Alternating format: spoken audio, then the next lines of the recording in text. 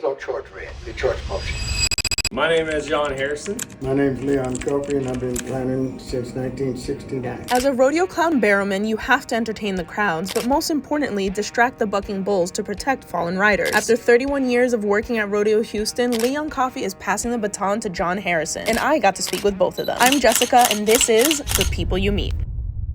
It is my first time at the rodeo, and I know a lot of people have not been to a rodeo, and they might not understand exactly what it means when you say that you've been clowning for this long. So what is the role of a rodeo clown? I've been at this a long time. There's two or three different phases of this, and one is the Bullfighters, and they are the guys that are out there for the protection of the bull rider once he's made a qualified 8-second ride, or been bucked off before that 8-second. So the Bullfighters have got to go get that bull's attention and get him away from the cowboy. Now, John and I are what you call barrelmen, funny men. And we're out there for the entertainment of the crowd. But we're also an island in a sea of sharks. We're in a barrel out there, and we've got to move that barrel around where that bullfighter can come get behind it, or the bull rider can come get behind it for Bill's chasing. So there's a lot more to what we do than most people see, but that's the gist of what we do. How many people are out there at a time? Let's start there. At this rodeo, there's 3 bullfighters, and most generally anymore, there's 3 bullfighters and 1 barrelman. There's those 3 bullfighters have got to get that bull's attention. If that bull gets away from any one of those 3 or gets to chasing the bull rider, that bull rider can come get behind the barrel. Now, we've got to move that barrel. We don't just sit out there. We've got to move that barrel around to get to it, and to get to a place to help either one. So it's not more involved. Right now we are in the dressing room, correct? I see a lot of colorful costumes back here. Can you tell me a little bit about the costumes and why are they so colorful? What goes into choosing your outfits? So I married a gal that was in marketing. And so when she first started talking about what I was going to wear, of course she had an opinion in it, and she talks about photography. Anytime like we take an arena, it's dirt, and most places until lately we didn't have LED lights 15 years ago. You know, it's just lights that was there. What used to be dark places in the arena. So it's always good to be able to be seen. You want to be spotted easily, and that's the reason I kind of go with the same shirts. Mine's a yellow and red. And I wear a red hat. Leon wears a green hat. That's tradition for him. I mean, he's easy to spot. Every photograph that I see, and I see Leon's easy to spot. And it's kind of the same way with me. I mean, if you see a yellow shirt with red print and a red hat, it's probably going to be John Harrison. You got to be able to be seen from the top of the stands to the bottom of the stands. The guy in the very top of the stands got to know that's you the next time he sees you. If he's in the top of the stands, he goes, "Is that the guy that was down there with the green hat?" They know who you are. So it's an identifying factor to wear something that will give you an identity. I've heard that there's something also to the fact that the clothes tend to be baggy. Can you tell me a little bit about that? When you're fighting bulls, you need baggy pants and bandanas and stuff on it. For the simple fact that bulls don't charge red. They charge motion. So the more motion you have, the more they're going to keep them to you. And then if you have a bandana flying out on the side of you out here, he's going to hit for that bandana and not you. It's a degree of safety, but then again, if you get enough loose clothes on you, it's not if you get caught, it's when and how long. Yeah. For sure. You eventually, you play with the bull, you're going to get the horn. He's got 4 feet and we got 2. He's cheating. Yeah. Okay. He's going to win. He's going to win. And when he does, you got to be able to get out of some of the stuff you're in. We wear those baggy pants for the simple reason that we can get out of them. Most of them have Velcro on the suspenders and stuff on them so that they can tear away. Years ago, we didn't do that. We didn't have Velcro, we just had suspenders, and a lot of times you get caught and drugged back to one. But nowadays, there's a lot more precautions and stuff to things. Rodeo's evolved just like the whole world has. So that's a big part of why they're baggy and stuff, is to save the bullfighter themselves. Now, when I'm out there in the barrel and stuff, I've still got on my baggy clothes, that's because I'm traditionally set that way. That's what I've begun, and I'm not going to change because I'm moved to the barrel. And so now I'm out of the barrel and let John have the barrel, so we're still doing the same thing. Are you still going out there too, or? Let's put it this way. I won't be out in the arena anymore, but I can still entertain the people in the stands and around and stuff like that. But as far as walking that barrel in there too, to a bull. I'm 70 years old now, and I will not be vain enough to think that I can do the job that John can do at this age, and to the expertise. I can do it one or two times, but I don't know if I can do it 10. I'm glad that Houston gave me the opportunity to get this guy in here. Yeah. And what does it feel like to pass the baton?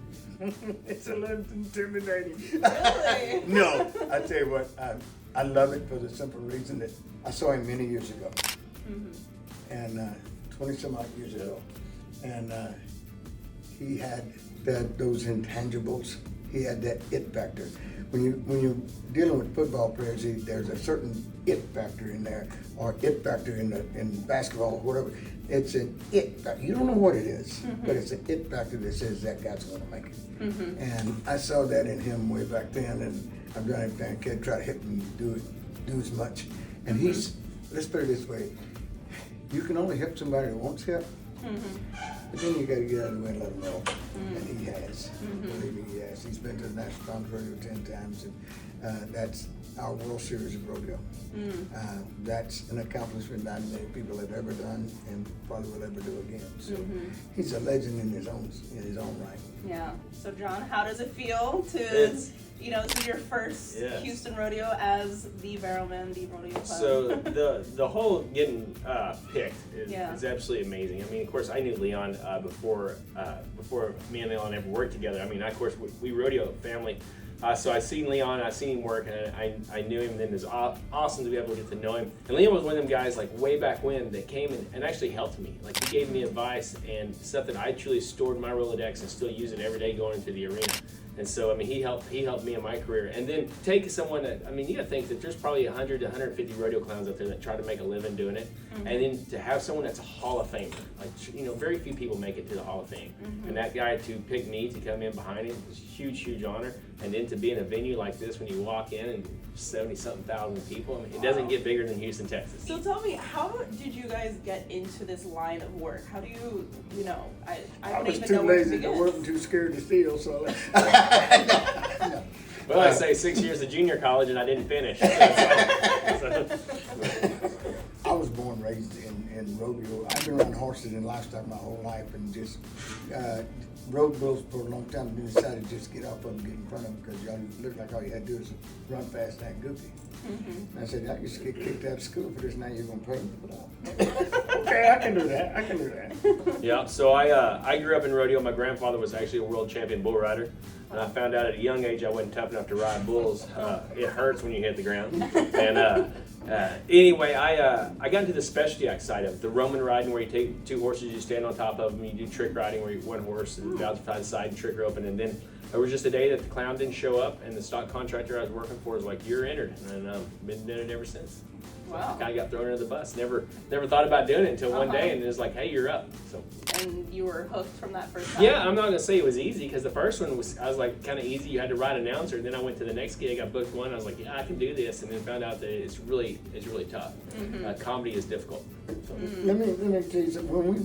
When I say I helped him start many years ago, he was in a roll ride, and he was still trying to get that crowd approval and get that crowd to go, yeah. So that's what I was trying to teach him, to show, how to get that crowd approval and present himself to the crowd. And that's what he's done over the years, and done it so well that, you don't get to the finals 10 times in a row if you haven't. Yeah. So that's like crowd work, essentially. Yeah. And I'll tell you, anybody, we work for the people in the stands. And we're in the entertainment business. If you don't get the best, you don't have the best show in town, you're not going to get that entertainment dollar. And we are in the show business. So you say that comedy is tough. Was that one of the toughest parts of the job? Comedy is still tough. I love entertaining. You go out there. I mean, like I always say that everybody, it doesn't matter who it is. When you go to a rodeo, everybody in the stands got problems. You might have health problems, you might have relationship problems, you might have financial problems. But a rodeo is a place where you can come for 2 or 3 hours and get away from everything. And you can bring them happiness through laughter and a great time. That's what it's about. And with that, usually comedy is making fun of something or somebody else. So somebody's always offended. I mean, you can't always make them happy. So, I mean, you know, you can make fun. A mother-in-law is a great punching bag until you got a mother-in-law that's in the stands that takes offense to it. You know, it's just like that. So, and I pick on my wife. My wife's with me at these rodeos. And I'll say something, and my wife's like, "Oh, that joke again." And then somebody will come tongue lash me about disrespecting my wife. I'm like, it's a joke. It's just, But comedy is at the expense of someone or something. And if it's not funny. People look, Red Skelton was the king of comedy. Comedy is physical. Comedy is physical. The comics tell jokes. Comedy is physical. I mean, you got to fall down, and learn how to fall, or do lots of things. Learn how to take a slap or whatever. You know, but those are the things that are tough. Because you throw something out there and it don't swim, you sink. so I remember watching Leon. Leon, like getting the crowd in the palm of your hands, what you want. Leon could do that before he ever opened his mouth. Just the way he would walk across that arena, you had the attention. You're like, this is already good. Yeah. And so that's missing today, like because it is physical, and to have somebody walk across the arena, you have to truly move yourself to a different state and take that. I'm gonna say nowadays the cool factor. Everybody's worried about being cool, and you know, you're still the clown, Hong Kong. I mean, you know, Let me ask you a question. You remember the Roadrunner and the Coyote? Yeah. Remember the Coyote had a name? No. Wile E. Coyote. Wiley Coyote. Oh, yes. Now that you say it, it jogs Wile E. my memory. Coyote. Okay, but he had a name. The Roadrunner didn't, because everybody was pulling for the Coyote. Everybody was pulling for the underdog. They wanted that Coyote to eat that Roadrunner so bad. But everybody time was, to catch him. you catch him one time. But that's the underdog factor. And that's what I love playing that underdog factor, because that relates. Because you affix yourself to the crowd and their emotions. And that's what this is about. What would you say is the most rewarding part of this work? well, you get to travel, you get to see a lot of really cool places. But for me, the people, by far.